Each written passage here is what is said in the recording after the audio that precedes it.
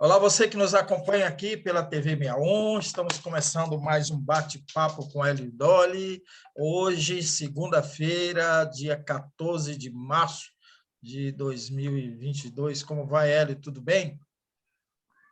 Tudo bem, Negrão? Tudo bem, todas e todos? Espero que estejam todos bem.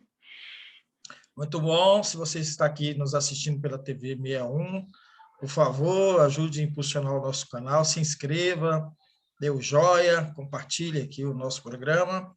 E se você estiver nos assistindo pela TV 247, faça o mesmo.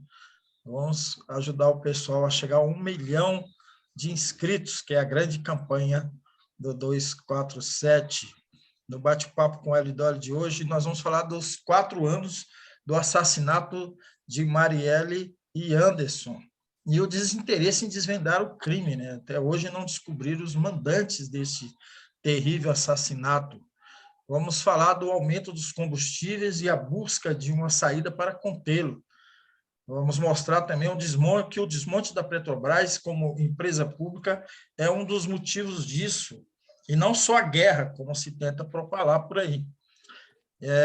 Isso também acontece com os fertilizantes, pois as fábricas foram desmobilizadas aí com todo esse processo de desmonte da Petrobras. E no Baú do Hélio, há 50 anos, se realizou o comício da Central do Brasil, o famoso comício da Central do Brasil, no qual o nosso presidente João Goulart, o Jango, prometeu reformas que levaram à sua derrubada dias depois.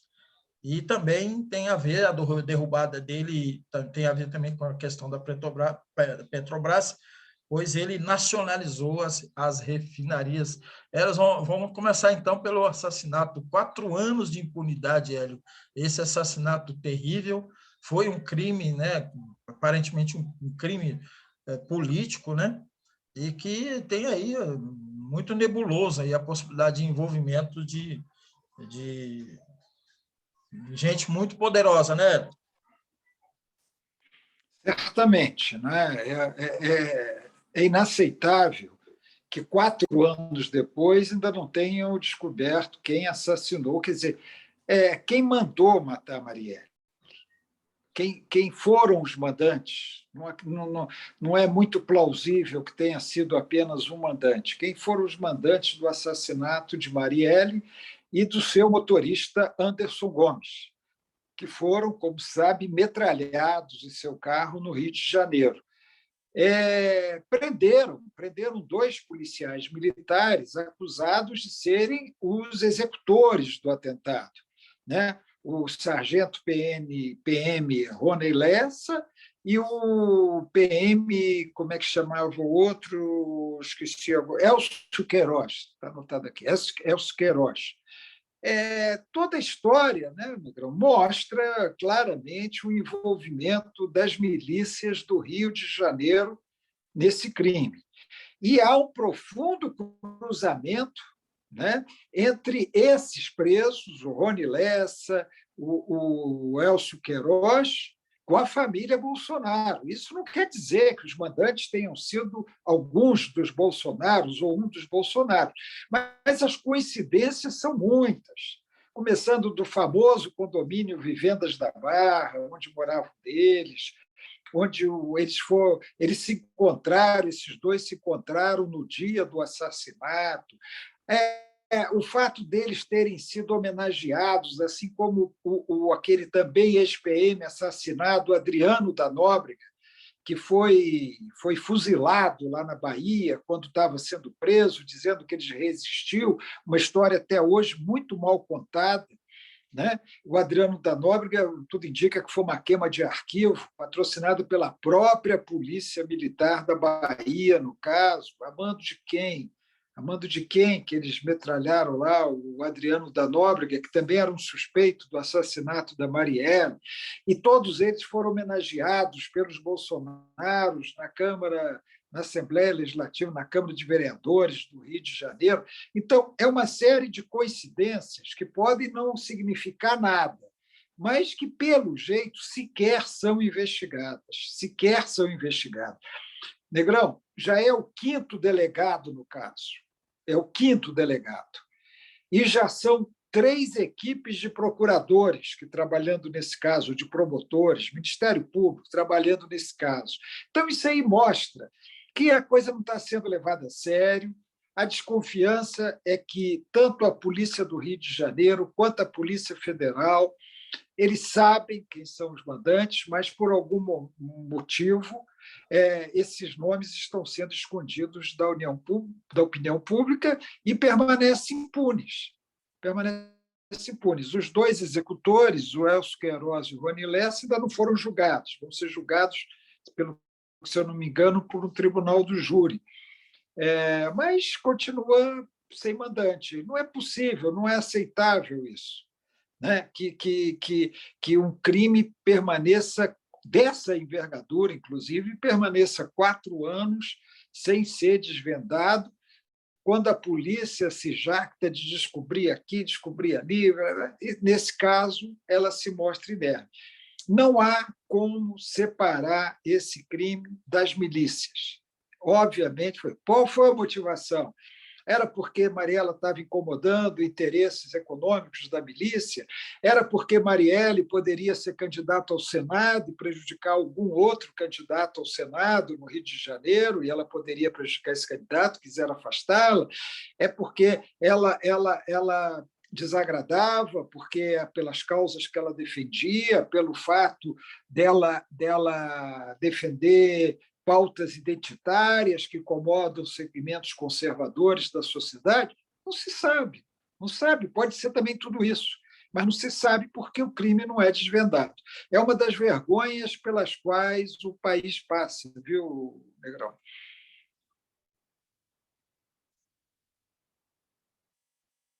Só um minuto, desculpe, eu tive que silenciar aqui. Voltando. Então, Hélio, você falou das coincidências, né? É muita coincidência e assim, a gente fica a imaginar, né? Se fosse um mero vereador, né, lá do Rio de Janeiro, como se já cogitou, como se já chegou numa linha de investigação, né? Se fosse a própria milícia, né? Mesmo as suas proximidades aí, né? Dentro das próprias coincidências que você levanta, as proximidades com o poder, né? Dos Bolsonaro, mesmo que fosse essa milícia, né? Que fosse estruturas aí do Estado, né? Da própria polícia, enfim, mesmo que fosse isso, talvez esse crime, dada a repercussão nacional e internacional, a indignação que provocou, né, talvez ele teria sido desvendado. Então, assim, deve ser gente muito poderosa, né? E essas coincidências que você levanta, elas são muito flagrantes, né? Tem muita coisa que é flagrante. Então, a gente não deixa de fazer essa especulação. Seria leviano a gente afirmar que há esse envolvimento, mas é impossível não fazer essa especulação, né, Hélio? Não, a falta de desvendar leva, naturalmente, a especulações. Né, Negão? Quer dizer, quando não se tinha investigado ainda o caso do Celso Daniel, o prefeito lá de Santo André, que foi assassinado, houve dezenas de especulações, que era o PT, que era grupos do PT. Tá? Depois a polícia, que não era uma polícia do PT, era uma polícia comandada por um governador tucano, do PSDB, concluiu que havia um esquema de corrupção e que esse esquema assassinou o Celso Daniel porque ele não estava concordando com o esquema, havia embaraçado o esquema, não tinha nada a ver com o pessoal do PT. Né? Mas, enquanto isso, se especulou muito. Enquanto não se chegou à conclusão, especulou muito. No caso da Marielle, é natural que haja especulação. Né?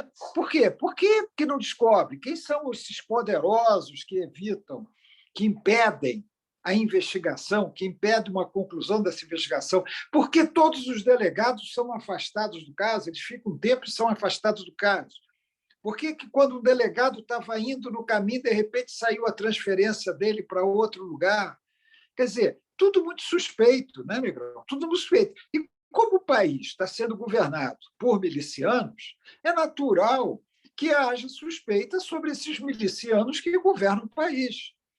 Né? Eu vi há pouco, Negrão, uma foto de uma das reuniões que Bolsonaro fez na Rússia. aquela viagem dele à Rússia. O general Heleno, que exerce um alto cargo no governo, é o chefe do GSI, Gabinete de Segurança Nacional, está sentado atrás do Bolsonaro. Aquele outro general, que é ministro, eu sempre esqueço o nome, Souza Ramos, né? General Ramos, está em pé lá atrás. Quem está do lado direito do Bolsonaro é o filho dele, que é um vereador do Rio de Janeiro. Quer dizer, isso mostra que essa família é que governa, de fato, o Brasil sem legitimidade. O presidente é Jair Bolsonaro, mas esse Carlos Bolsonaro não é nada no governo federal. Ele é um vereador do Rio de Janeiro, um mero vereador do Rio de Janeiro. Ele não tinha que estar na Rússia e ele não tinha que estar sentado ao lado do presidente da República na Rússia. E o governo, inclusive, diz não, a viagem dele não custou nada para o Herávio, não custou nada. Espera aí, então o que ele foi estar do lado do pai para quê? Qual o motivo que ele estava lá? Então, isso é milícia, né? Isso é milícia. E aí a gente juntar com outros fatos, você vê o aumento do número de armas liberadas para clubes de caça, para atiradores, para essa coisa toda. Você vai juntando os fatos, né? Você vai vendo os fatos. Nós estamos governados por uma milícia. Isso é muito perigoso, porque eles não vão sair facilmente do poder, não. Depois de terem conquistado esse poder, não é fácil derrotar milicianos, porque eles agem por todos os métodos de violência, eles agem por terror, eles implantam o terror nas comunidades, eles implantam o terror na sociedade. Então, é muito grave. Quando você vai juntando as coisas, Negrão, tem uma pesquisa que foi feita pelo Senado Federal. O Senado Federal fez uma pesquisa muito ampla sobre o eleitorado brasileiro, o que as pessoas pensam, como elas raciocinam. Tem um dado, Negrão, que é preocupante. 32% dos eleitores não confiam nas urnas eletrônicas. É um número muito alto, é 1/3 dos eleitores que não confia nas urnas eletrônicas. É muito fácil alegar uma fraude nas eleições e esses 32 ignorantes aceitarem isso e se mobilizarem achando que houve fraude, porque você sabe que essas pessoas acreditam em qualquer fake news emitida da fonte que eles confiam. Pode ser a maior mentira do mundo que eles confiam. E aí você tem, nessa mesma pesquisa, que 87% dos brasileiros estão insatisfeitos com o nosso sistema democrático. 87% insatisfeitos com o nosso sistema democrático, que realmente é muito falho, é muito deficiente. Eu sempre estou falando isso aqui, precisaria sofrer transformações profundas. Mas esses dados indicam um potencial muito perigoso para o país. E esses 4 anos de impunidade do crime da Marielle fazem com que o nosso alerta se acenda com mais intensidade, né, Negrão? Nós estamos numa situação muito perigosa e a não descoberta dos mandantes é um sinal muito forte de que nossa sociedade, nossa democracia, por mais deficiente que seja, está correndo o risco de virar uma ditadura fascista. Exatamente, Hélio Dolly. E o caminho parece que é esse mesmo. Este é realmente um dos sinais. Vamos, então, para o nosso segundo tema aqui do nosso bate-papo, que é o aumento dos combustíveis. Anteontem, né? Recentemente, não sei que dia que foi esse aumento, Hélio? Foi na sexta, né? Somente foi na semana passada. Na semana passada, acho que na quinta-feira, na sexta ou na quinta.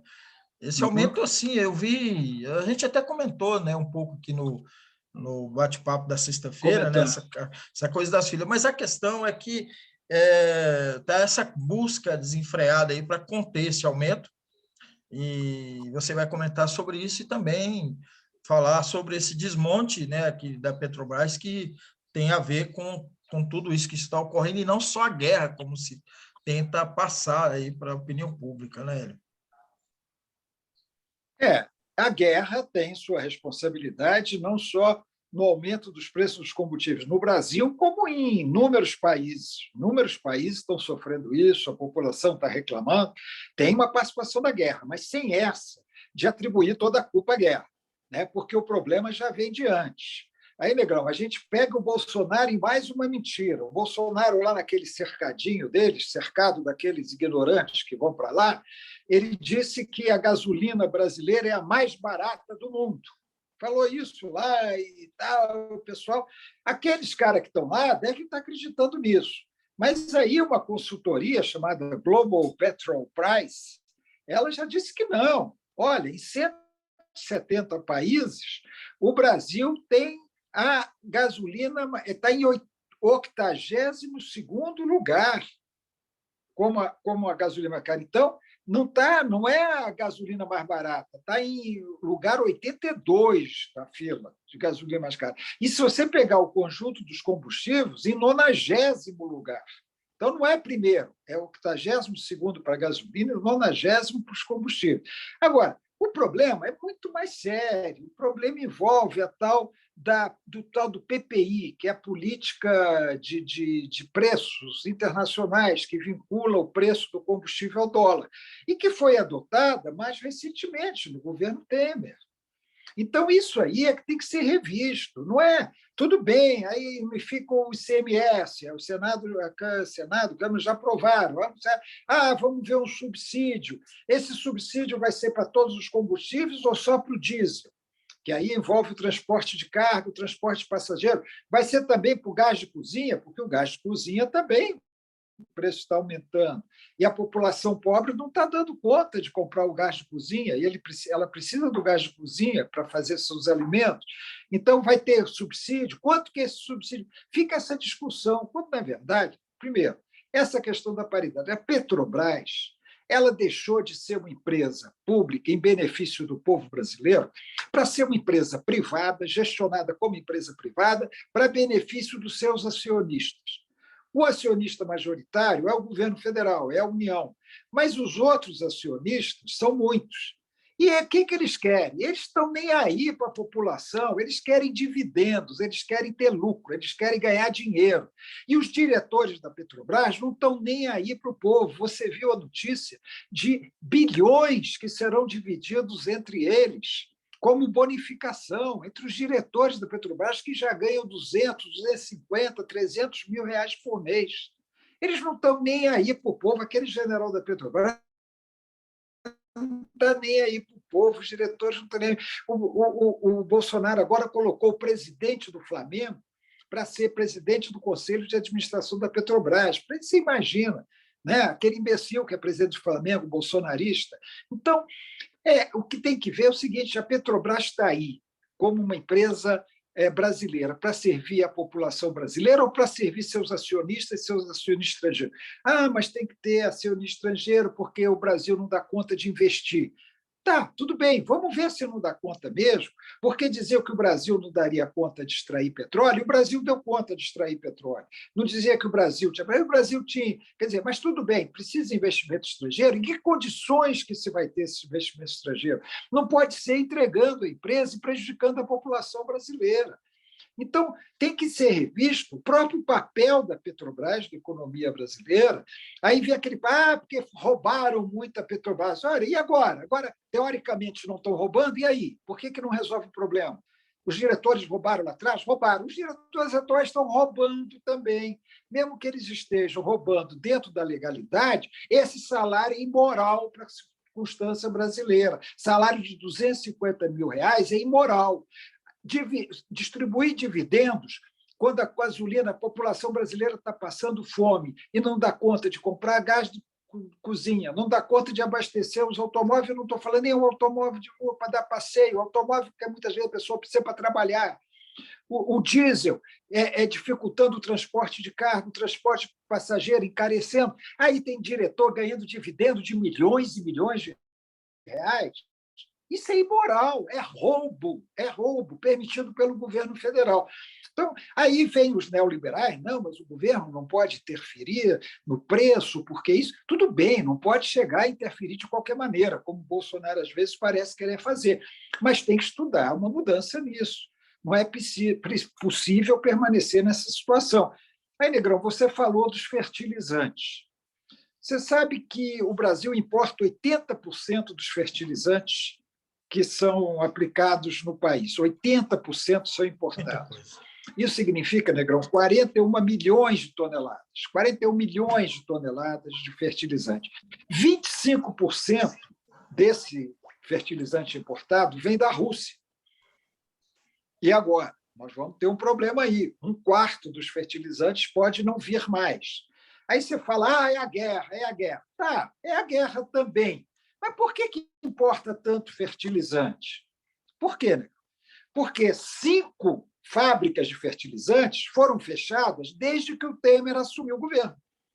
5, eu tenho o nome delas aqui, ó, Capuava, Manguinha, Amazonas, Destilaria Rio Grandense e Ipiranga. 5 fábricas de fertilizantes brasileiras foram fechadas pelo Temer e pelo Bolsonaro. 2 entreguistas que não querem o Brasil autossuficiente, que não querem o Brasil produzindo, querem entregar o país ao capital estrangeiro. Temer e Bolsonaro, da mesma maneira como fizeram ou estão fazendo com as refinarias brasileiras.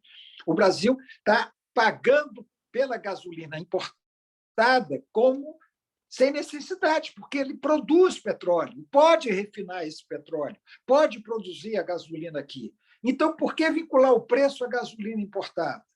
Tudo isso tem que ser discutido, né? Eu não sou especialista no assunto, tá? Mas isso tem que ser discutido pelos especialistas, pelos que entendem do assunto, e chegar a uma solução para isso. Não dá para ficar nessa, é a guerra, o Bolsonaro não pode se intrometer, porque os acionistas privados não querem ter prejuízo, nós vamos perder o investimento estrangeiro. Ora, Negrão, eu vou te dar um exemplo de um país que se lascou pela dependência estrangeira, Cuba. Cuba estava numa situação muito confortável, vendendo seus produtos por preços altos para o mercado comum dos países socialistas liderados pela antiga União Soviética e comprava produtos por um preço muito satisfatório desse mesmo mercado comum, vamos dizer assim, soviético, né? E deixou de produzir. Então, Cuba não produzia leite, porque tinha leite muito barato, leite em pó vindo da Alemanha Oriental. Não produzia ônibus, porque os ônibus vinham da Hungria. Não produzia batata, porque a batata vinha da Polônia, esses países que conformavam o antigo campo socialista. Quando a União Soviética acabou e esses países deixaram de ser socialistas e se tornaram capitalistas, Cuba perdeu 85% do seu comércio internacional e entrou numa recessão terrível, sobre a qual nós já falamos aqui. O que isso significou? É aquela dependência, tudo bem, enquanto ela existia, ela parecia muito boa. Só que, quando ela desapareceu, Cuba não produzia o que precisava e tinha que produzir, e numa situação muito negativa, que perdendo o seu comércio internacional. Então, um país, para ser soberano, ele não pode ser totalmente dependente dos outros, como estão fazendo com o Brasil, desindustrializando o Brasil, entregando tudo para o capital estrangeiro, inclusive as terras, inclusive a produção agropecuária. E o país fica dependente e não tem autonomia. E quem se lasca é o povo. Quando você começa a vender as refinarias, você viu há poucos dias a notícia, a gasolina saída de uma refinaria privada na Bahia era mais cara do que da refinaria da Petrobras. Então, isso aí tem que mudar, Negrão. A gente está sofrendo por esse entreguismo, por essa política neoliberal, pelo atrelamento ao dólar dos preços dos combustíveis e pela incompetência do governo Bolsonaro. A guerra é um fator? Mas não é o único não, viu, Negrão? É um fator que está agravando um problema que já existe, que existiria de qualquer maneira. Exatamente, Hélio Dolly. Vamos avançar aqui, vamos para o baú do Hélio. No baú do Hélio, o Hélio vai rememorar 58 anos antes, lá no famoso discurso da Central do Brasil, de João Goulart, o Jango, em que ele apresentou as reformas e a própria estatização das refinarias, né, a importância que tem as refinarias, como eu acabei de mencionar, foram, né, esse conjunto de iniciativas deles foram os motivos para o golpe de 1º de abril de 1964. Vamos ao baú do Hélio. Pois é, Negrão, esse comício tem muito a ver com isso que nós estamos conversando hoje, porque esse comício foi realizado na chamada Praça da República, lá no Rio de Janeiro, que é onde tem a estação da Central do Brasil, um prédio muito bonito, com um relógio lá no alto. E a divergência, naturalmente, não havia critérios científicos para calcular. Uns falam em 150 mil pessoas, outros falam em 200 mil, até quem fala em 300 mil pessoas. Mas foi um comício gigantesco, em que houve vários oradores. Os principais oradores foram Leonel Brizola, que havia sido governador do Rio Grande do Sul e era, então, deputado federal pelo estado da Guanabara, o estado que não existe mais, né, o estado da Guanabara, e João Goulart, o presidente da República, que assumiu com a renúncia do Jânio Quadros. Esses foram os dois principais oradores. O comício foi organizado pela CGT, pelo CGT, o Comando Geral dos Trabalhadores, que, na época, era a grande central sindical que nós tínhamos. Negrão, nesse comício, o Jango anunciou a desapropriação das refinarias de petróleo. Todas as refinarias estrangeiras de petróleo seriam desapropriadas e nacionalizadas. O que era isso, Negrão? Era para aumentar a produção do petróleo. Era exatamente isso que nós estamos falando agora. Era uma medida que nada tinha de comunista, socialista, era uma medida necessária para o país. A segunda decisão que o Jango anunciou lá foi a desapropriação de propriedades agrícolas com mais de 100 hectares que se localizasse na beira de rodovias, ferrovias, açudes ou áreas que teriam sido beneficiadas por programas de saneamento do governo federal. O que ele queria com isso? Ele mesmo falou, olha, isso não é uma reforma agrária, não é a reforma agrária que nós precisamos fazer, é um negócio agrário, porque os donos dessas terras serão indenizados por cruzeiros, por moeda e à vista. Então, não é uma reforma agrária. O que ele queria? O governo construía estradas, construía ferrovias, fazia açudes, e os proprietários daquelas áreas, de repente, tinham suas terras valorizadas e as mantinham improdutivas. Então, ele falou o seguinte, terra improdutiva, nessas circunstâncias, vão ser desapropriadas, o governo vai desapropriar e entregar para o programa de reforma agrária. Bom, ele anunciou outras coisas como projeto. Ele disse que ia fazer uma reforma urbana no país, ia fazer uma reforma universitária, que era uma reivindicação da União Nacional dos Estudantes, cujo presidente discursou também no comício. Ele disse que ia dar o voto aos analfabetos, que hoje já voto seria dado aos analfabetos, e aos militares de baixa patente, porque naquele tempo, o militar de baixa patente, suboficial para baixo, não votava, os oficiais votavam. Podiam ser candidatos, os suboficiais não podiam, hoje já pode, mas ele disse que também ia fazer isso. Eram as famosas reformas de base. Mas aí, Negrão, foi um gatilho, né, que já queriam derrubá-lo, que Jango era comunista, aquele papo todo, e a reação a isso... Bom, tem um outro fator, tanto ele quanto o Brizola falaram em convocar uma Assembleia Constituinte, porque o Jango e o Brizola foram muito categóricos. Eles disseram o seguinte, olha, essa nossa Constituição de 1946 é antiquada, não responde às necessidades socioeconômicas do país, está superada, é injusta, é desumana, é preciso ampliar a democracia, é preciso acabar com os privilégios das minorias. Então, a propriedade da terra tem que ser acessível aos que produzem, não é possível ter o poder econômico dominando as eleições, tudo teses altamente aceitáveis, mas aí a direita aproveitou para dizer que o Jango estava implantando uma república comunista no país. Você vê que não tem nada de comunismo nisso, não tem nada de teses comunistas nisso, né? E começaram, então, Negrão, as marchas da família por Deus e pela liberdade, que era a direita extrema-direita, unida à Igreja Católica, que então era mais do que dominante no país, para impedir que o país fosse para o comunismo. E a gente viu o que aconteceu. Poucos dias depois, um golpe militar, né?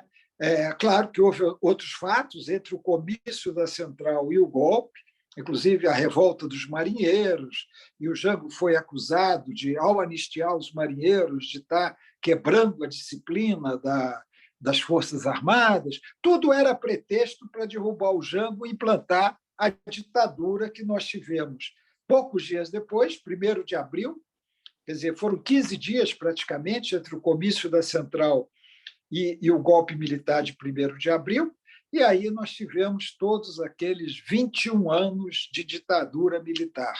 O que o Jango queria fazer, Negrão, em 1964, se tivesse conseguido fazer, o Brasil hoje, sem ditadura militar, seria um país muito mais avançado, muito mais desenvolvido.